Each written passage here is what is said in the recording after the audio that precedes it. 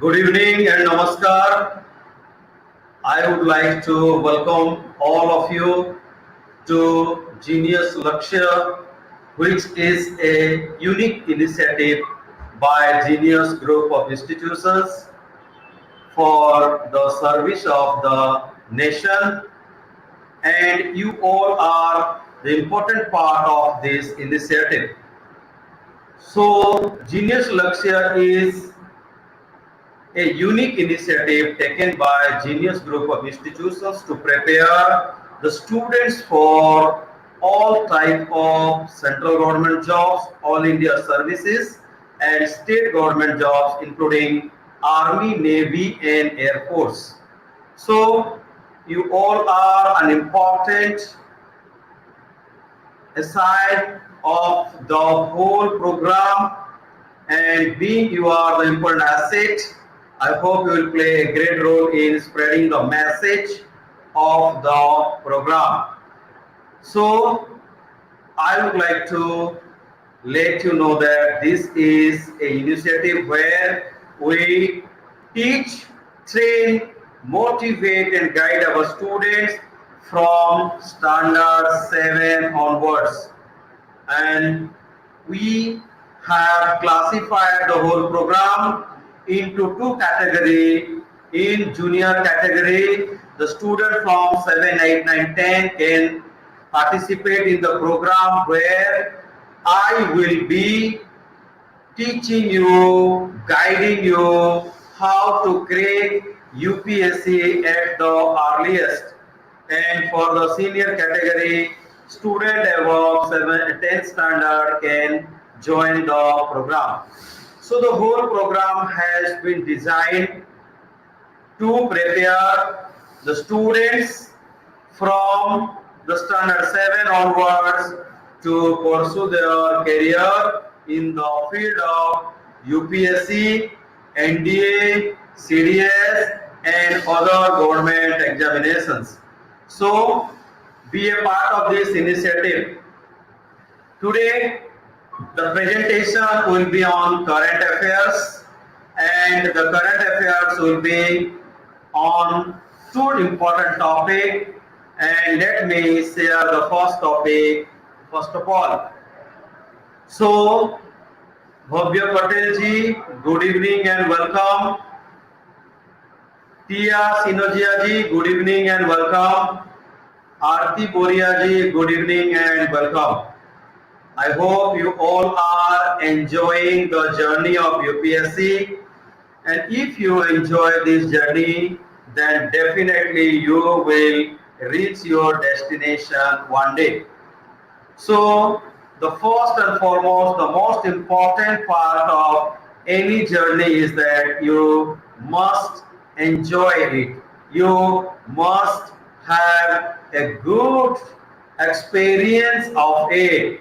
Then only it is possible to go ahead. Otherwise, in any time you can leave the journey or you can get down. So I hope you all are the part of the journey and you are enjoying it every day. And if you are enjoying it, that means you are learning. And if you are enjoying and learning, then there is no doubt at all that you will definitely arrive at your destination.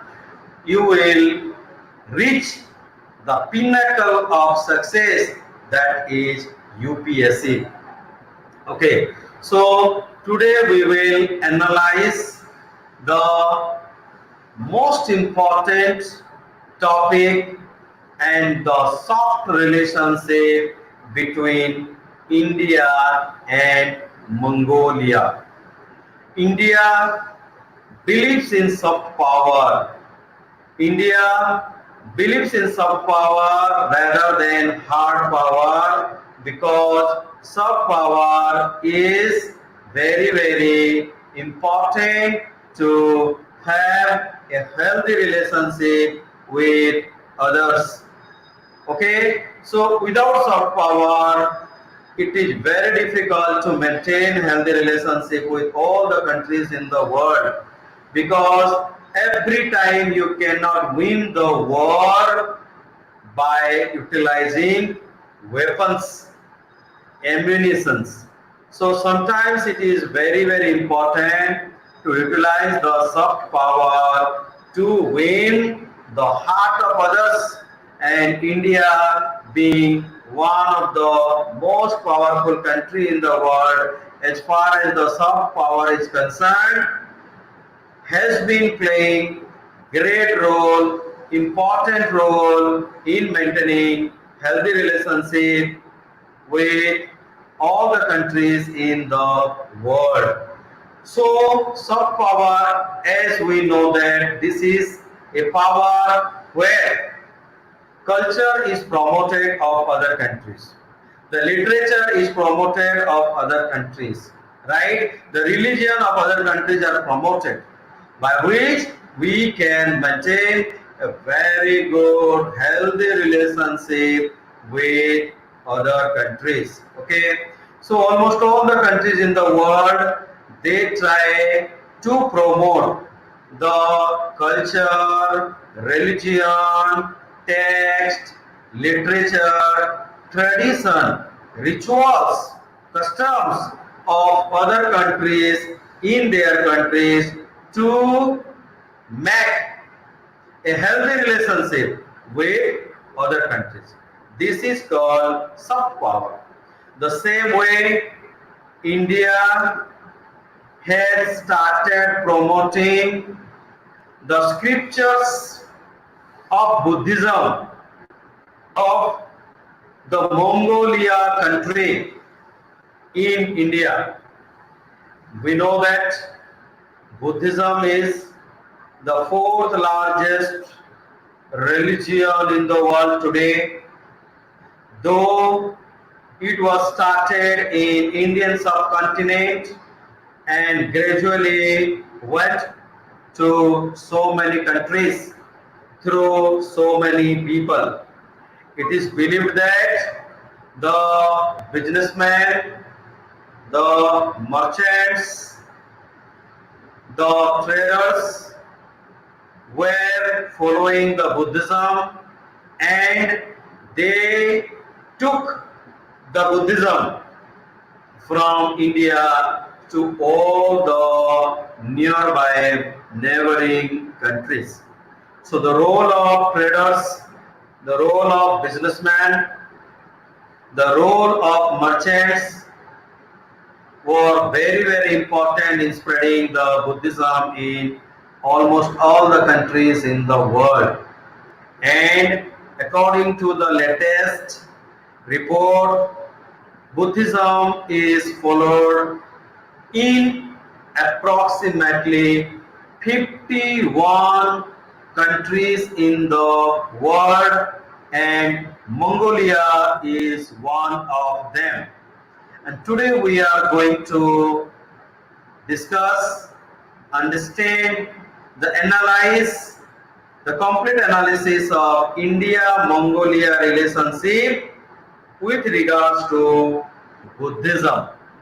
Okay, so Mongolia follows the Buddhism.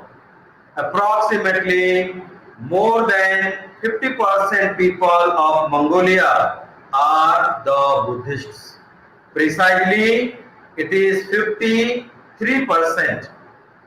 53% people of Mongolia follow Buddhism. And the holy scripture, the holy text, literature of Mongolia is called Kanjur. Kanjur means it is the holy text, holy literature, or holy scripture work on the words of Lord Gautama Buddha. So, what is Mongolian Kanjur we will understand, and what is the importance of Mongolian Kanjur in Mongolia, why India is promoting that Mongolia Kanjur in India, what is the objective of promoting Mongolian conjure in India. All these are the important discussion of the today presentation because it is believed by the Indian government that our foreign policy is simple and it emphasizes upon maintaining healthy, wealthy, and prosperous relationship with neighboring countries. The countries like Sri Lanka, Bangladesh, Nepal, Bhutan, Myanmar, right? All the countries are maintained positively by our Indian government. So in that objective, the government of India has recently, in this month only, published 5 volumes of Buddhism texts. There are 108 volumes total, and out of all the volumes, the 5 volumes of Mongolian Kansu or the Holy Scripture of Mongolia have already been published by the Indian government, and it has also presented to the ambassador of Mongolia. So this is how we maintain healthy relationship with other countries. So today you will understand what we mean by Kanjur, what is Mongolia Kanjur, what is the importance of Mongolia Kanjur in Mongolia, what is the origination or where did Mongolia Kanjur start, what is the importance of Mongolia Kanjur in the religious life of the people of Mongolia. So we will understand so many aspects in the presentation today. So I am sharing the presentation, and this presentation will help you understand what is it, what is the objective, and you will generally get questions upon such religious matter directly in many examinations. It is important in the mains examination. Also, it is important in the preliminary examination. So, the power is called soft power. The power where there is technique of maintaining relationship by maintaining the culture, heritage, religion, text, scripture of other countries. Okay, so I am sharing my screen with you right now.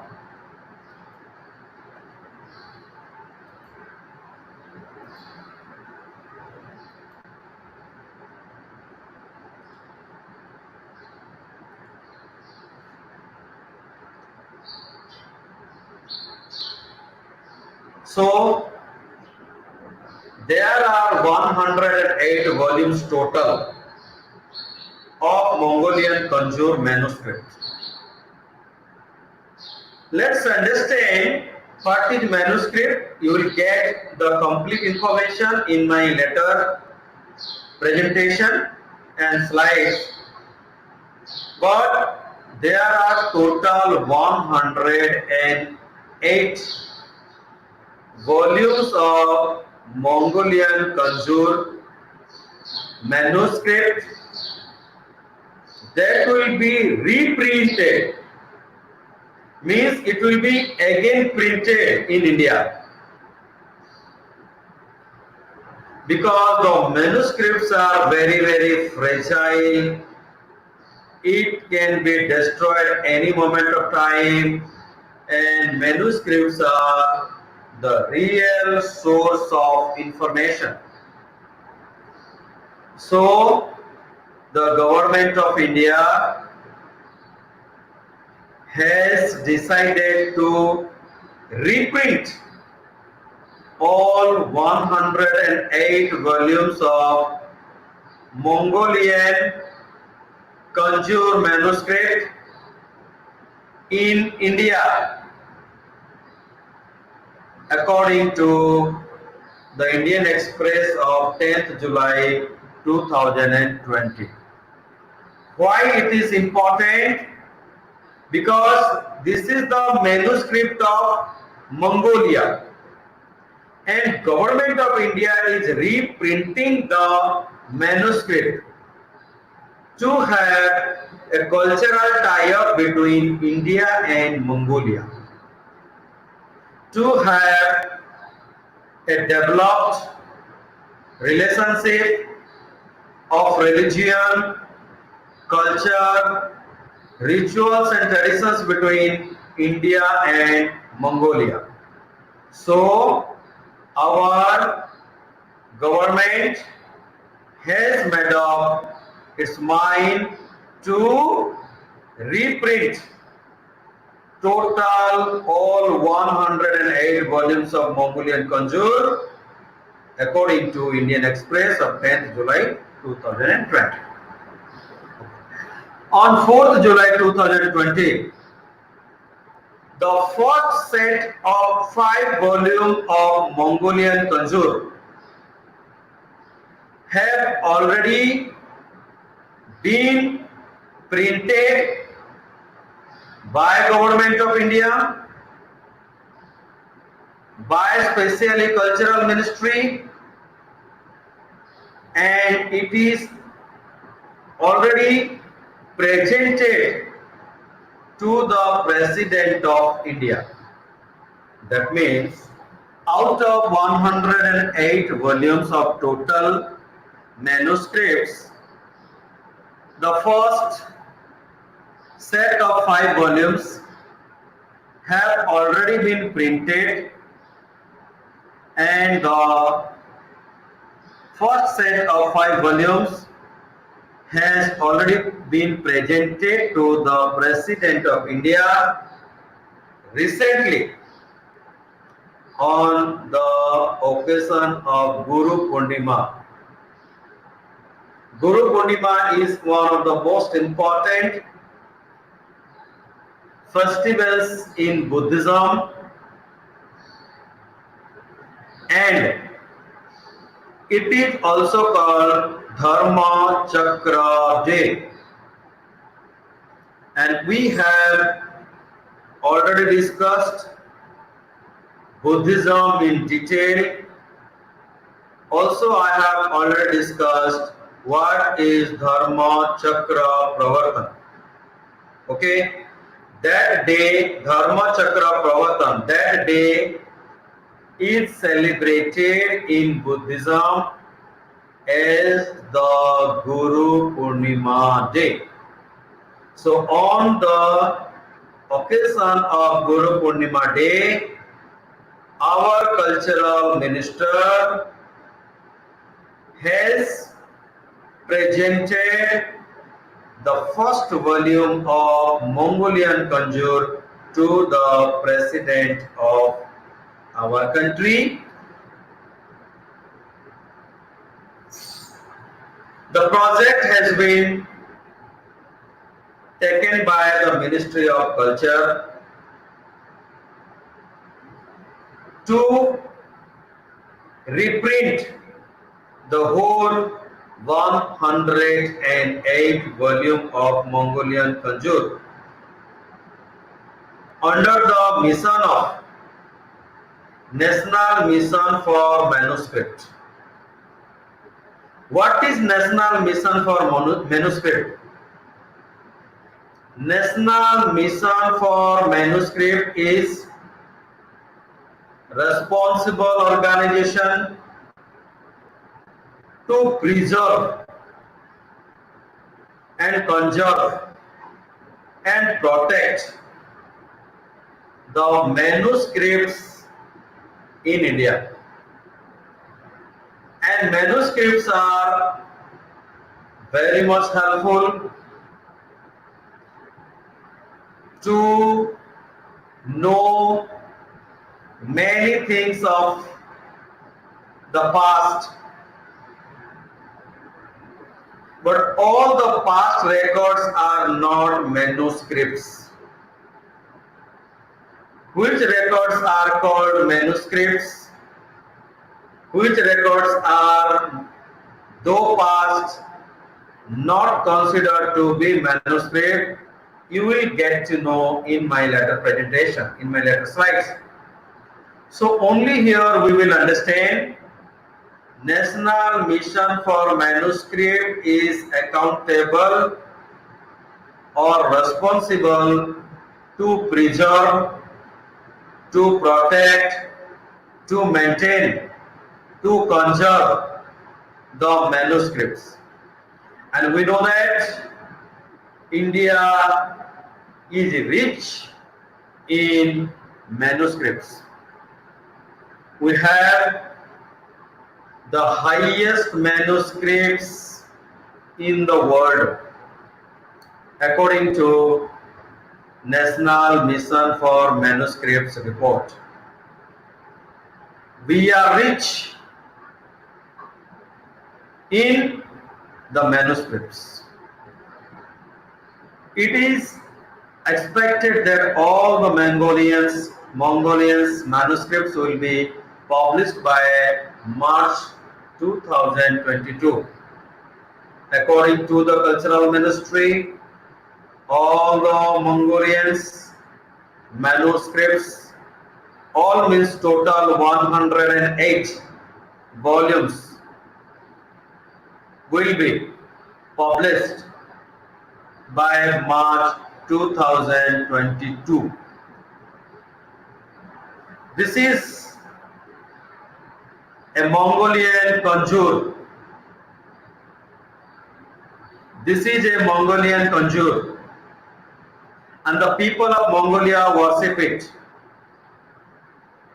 This is the words of Lord Gautama Buddha. So, Mongolian conjure is also kept in the temples of Mongolia. They are worshipped. They are the sacred text of Mongolia. So this is a Mongolian conjure. Mongolia and Buddhism. Though Buddhism started in, the major contribution of the Buddhism goes to so many kings, in general, an emperor, Asoka in particular. He followed the Buddhism, and under his administration it was spread across so many countries, and now in approximately 51 countries in the world, Buddhism is practiced and followed. So Buddhism is the largest religion of Mongolia, practiced by 53% of Mongolia's population. According to the census of 2010, that means this is the major religion of Mongolia. So the religion becomes very important there, and Buddhism is the major religion over there. Then here we will understand what do we mean by conjure. What is conjure? Because conjure is a Mongolian word. Mongolian conjure is the Buddhist text, Buddhist word or Buddhist words, which is considered to be the most religious holy scriptures of Mongolia. In Mongolian language, Kanjur is a Mongolian word, and in Mongolian language, Kanjur means concise orders or the words, teachings or preachings of Lord Buddha is the meaning of Kanjur. The language of Kanjur is classical Mongolian. Classical language is the oldest language is called classical language. Classical means the oldest ones. So the language of Kanjur is classical Mongolian word. There are 180 volumes of Mongolian that we have already discussed. Then, originally, Kanjur has been taken from Tibet. As we know that Tibet is predominantly playing an important role in Buddhism since beginning. So, originally, Kanjur or the Mongolian Kanjur has been taken from Tibet, which is called Kongyur. Means Kongyur is also the text, the work, the teachings, the preachings of Buddhism. Kanjur is a Mongolian word and Kongyur is a Tibetan word. Both have the same meaning as such. So ultimately,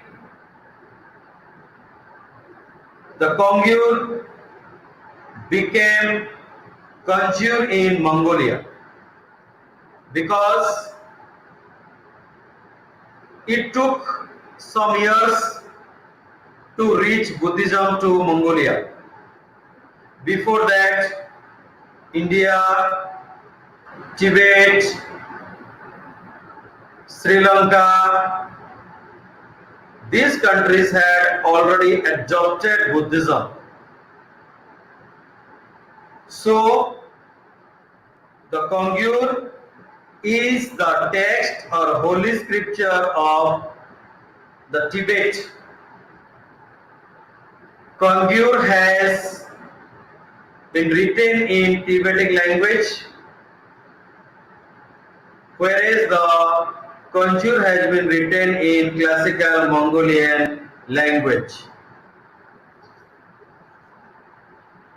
Holy Kanjur. The Mongolians consider the Kanjur as the holiest scripture by the Mongolian Buddhists, and they worship the Kanjur at the temples, and the Mongolian Buddhists recite the lines of Kanjur in their daily life as a secret ritual or secret mantra. The Kanjur are kept in every monastery in Mongolia. The works have been translated from the Tibetan Kanjur, and this may speak about the widespread of Buddhism across many countries in the world. And Mongolia, this Mongolia is a landlocked country. Landlocked country. What is landlocked country? What do you mean by landlocked country? Landlocked country is a country which is surrounded by the lands.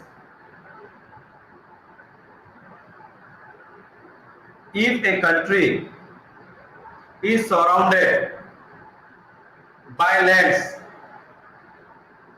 then that country is called a landlocked country. And Mongolia is a landlocked country, and it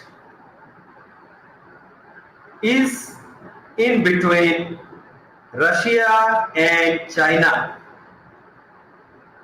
So it went to Mongolia from India.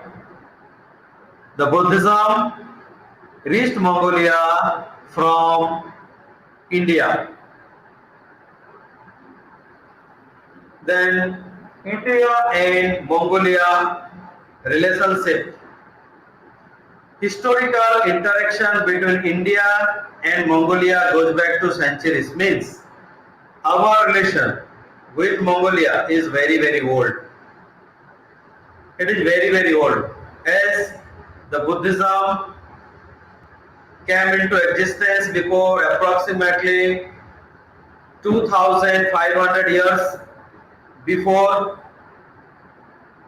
and since then we have been maintaining a cultural tie-up with Mongolia. Buddhism was carried out to Mongolia by many religious ambassadors, businessmen, traders, merchants. Traders, merchants and businessmen, they were traveling to other countries for the business purposes, and according to the Varna system of Vedic period, the Vaishyas were the business class people. So traditionally the Tibetan Buddhism was predominantly important as far as the Buddhism is concerned in the world. Then Indian connection. During 1956 to 58, Professor Raghuvir obtained a microfilm of rare conjured manuscripts and brought them to India. Professor Raghuvir got rare conjured manuscript. Rare means it was rarely found there, and he brought that manuscript to India from Mongolia. Mongolian Kanchur was published in India in 1970s by Professor Lokesh Chandra, who was also the MP of Rajya Sabha. Professor Lokesh Chandra has played crucial role in promoting, in printing and propagating the Buddhist texts in India. India-Mongolia relations again. India established formal diplomatic relation with Mongolia in 1955. Since then, the relationship between two countries has reached at a new height. A set of 5 reprinted volumes was given to the ambassador of Mongolia by Indian government, is already discussed, and this is called soft power. It is very much important to understand what is manuscript and what is not. Every old record, past record is not manuscript. A manuscript is a handwritten composition. A manuscript is a handwritten composition or handwritten material on paper, bark, cloth, metal, palm leaf, or any other materials which is at least 75 years old. If it is written, if it is a handwritten and the handwritten is on paper, bark, cloth, metal, palm leaf, or any material, and it should be minimum 75 years old. Number one characteristic.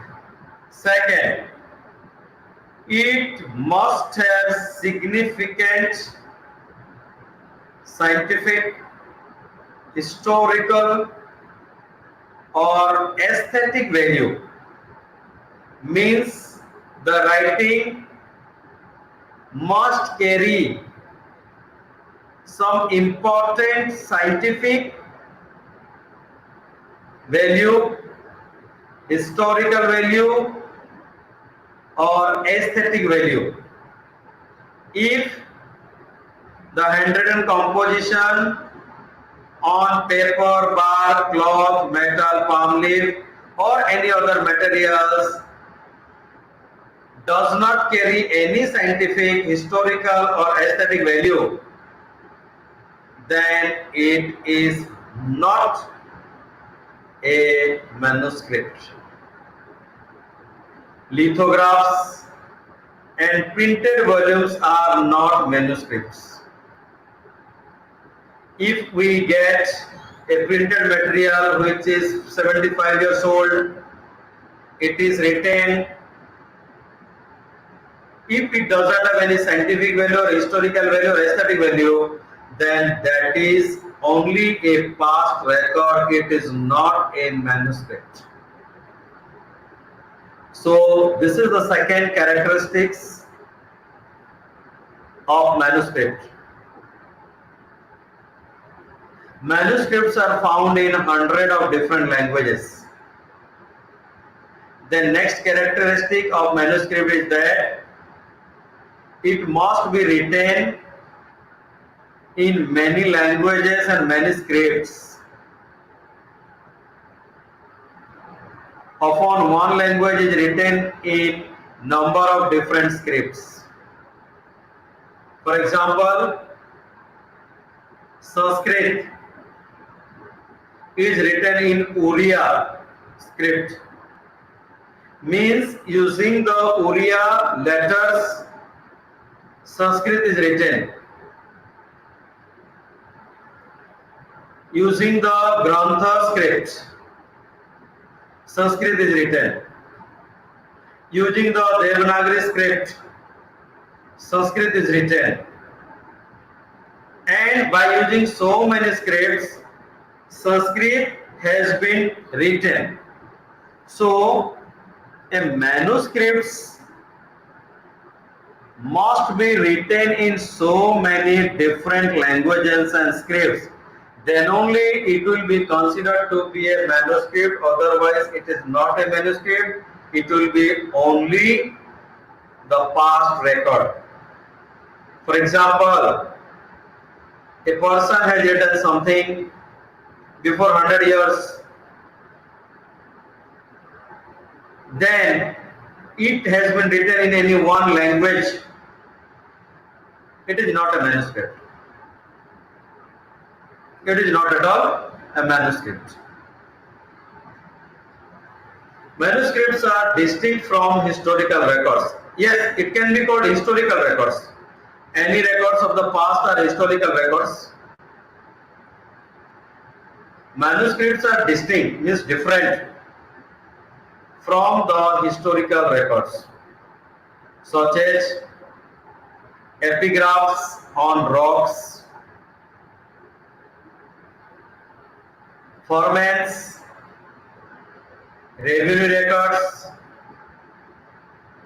which provide direct information on events or processes in history.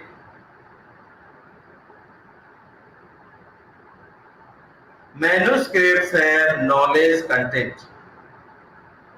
So here we understood what is called past record, what is manuscript, what is the difference between past record and manuscript.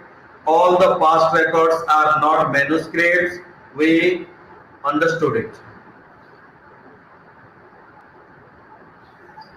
This is one of the brightest examples. This message speaks about manuscript.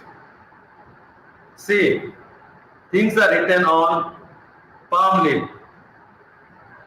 Okay, this is called manuscript.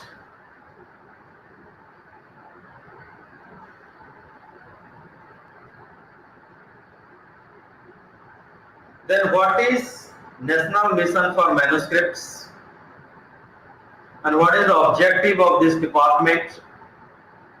What does it do is very important. The National Mission for Manuscripts was established in the year 2003 by the Ministry of Tourism and Culture.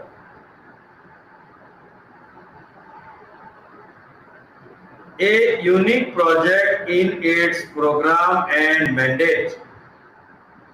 The mission seeks to unearth and preserve the vast manuscript wealth of India. As I have already told you that India is the richest country in the world as far as the manuscripts are concerned. And it is the responsibility of the National Mission for Manuscript to unearth, to preserve the vast manuscript wealth of India. India has 10 million manuscripts. Probably this is the largest collection in the world.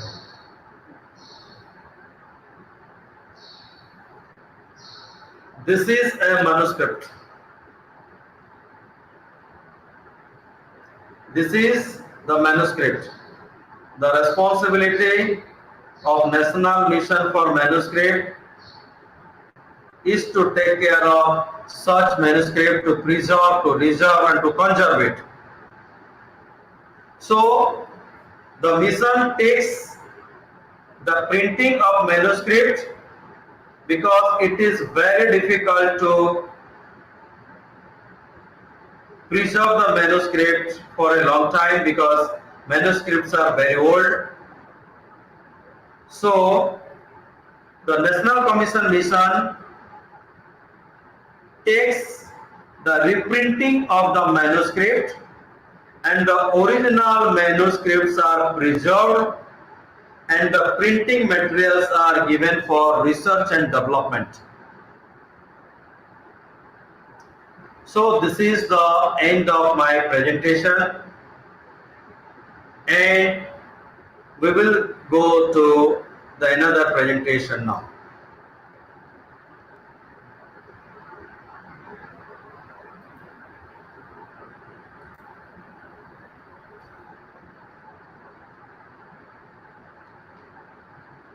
UK-China relations.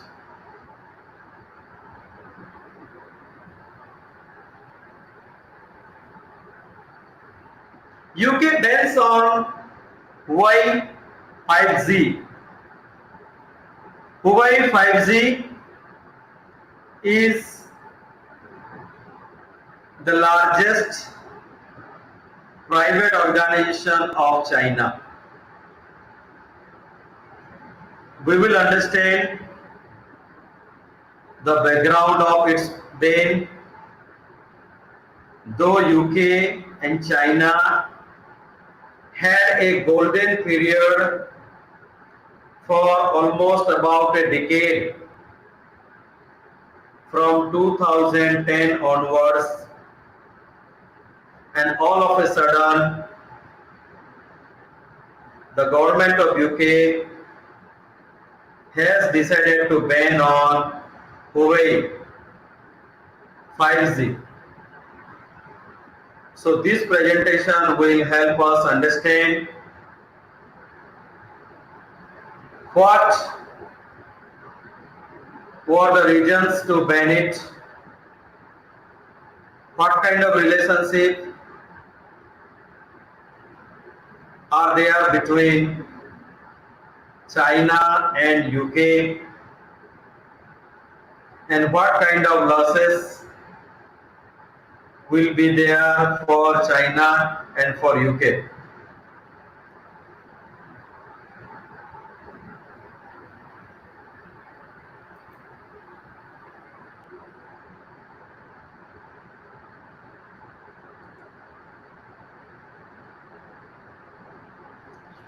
So according to the New York Times, Britain bars Huawei from its 5G network.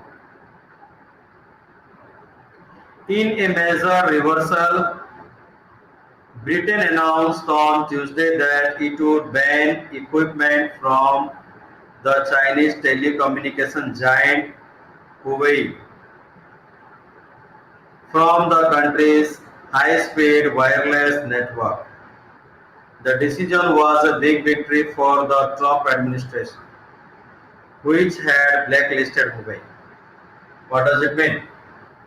According to the New York Times, the government of UK has pronounced or announced to ban the Chinese telecommunication giant Huawei in UK. Though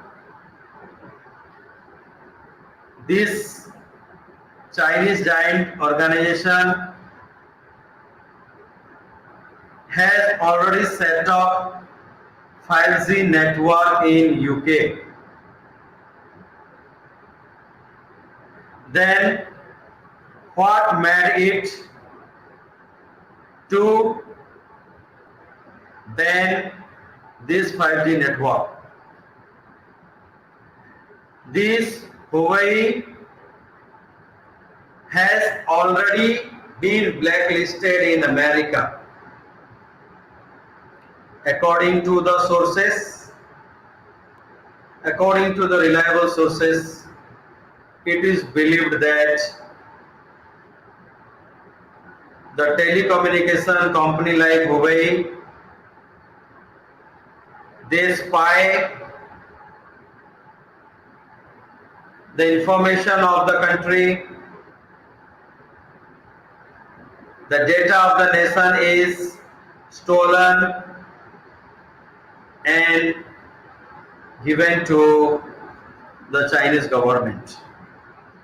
So on this ground, under the national security threat, America has already blacklisted this giant Huawei, and now the Britain has banned it. The Big Ban. The UK mobile providers are being banned from buying new Huawei mobile equipment after 31 December 2020. means the mobile providers of the United Kingdom are not allowed to purchase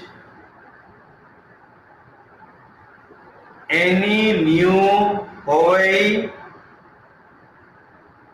mobile equipment after 31st December 2020. Again, they must also remove all the Chinese firms 5G kit, means the kits which have already been used by the UK mobile providers or the service providers must be removed from their networks by 2027 is the mandate of the UK government. The move reverses a decision in January 2020. Means in 2020, in the month of January, the UK government had decided that Britain could use Huawei equipment for its new 5G network, not wholly but partly on a limited basis. That means 35% equipment from Huawei would be used in Britain. This was the decision taken in the month of January by the government of UK. And the reason behind the Big Bang of the biggest or the largest Chinese company is that national security threat.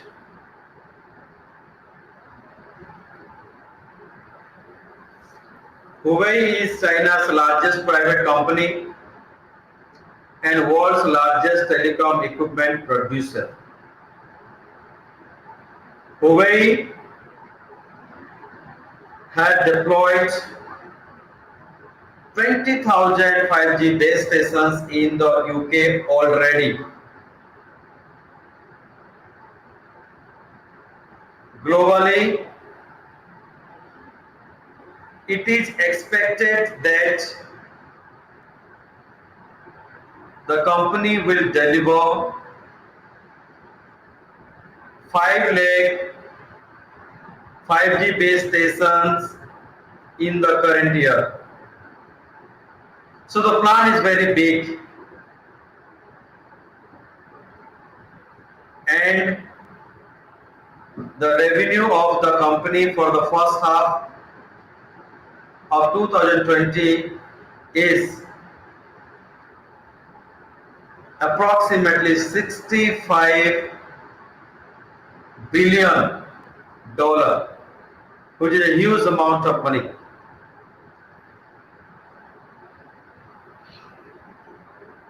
Ren Zhengfei is the founder of the company. He is a Chinese entrepreneur, and by profession he was an engineer. He is the founder and CEO of Shenzhen based Huawei, the world's largest manufacturer of telecommunications equipment and second largest producer of smartphones. He was working with the defense of China. Then he set up the organization. According to the Economic Times, the USA has claimed that Huawei provides a gateway of China to spy on and potentially attack countries that use its equipment. Suggestions the company strongly rejects. It means the USA has already claimed that Huawei spies, does spy the data of the country, and the data are provided to the Chinese government. But the company has strictly and strongly rejected it. Then the US effects. The UK's Huawei decision represents a victory for the Trump administration, which has been trying for the years to pressure different countries to remove the Huawei equipment from their telecoms infrastructure over the concern that the Chinese government could possibly lean on the company to allow it to conduct espionage. It means the Trump administration says that almost all the countries or all the allies countries should remove the equipment of Huawei because it is very dangerous to use the equipment of Huawei because of its data leakage. They collect the data of the concerned country and they pass the data to the Chinese government. This is the claim of the USA. The US effect is also the UK had earlier registered the US government request and amid pressure from the telecom companies who noted Huawei equipment was the most advanced and cost effective. Initially, UK rejected the idea of resistance and UK said that Huawei equipments are the most advanced and the most cost effective. But later they adopted and accepted that the suggestion given by the USA, and now they have, the UK government has banned the Huawei company of China. This is the end of my presentation.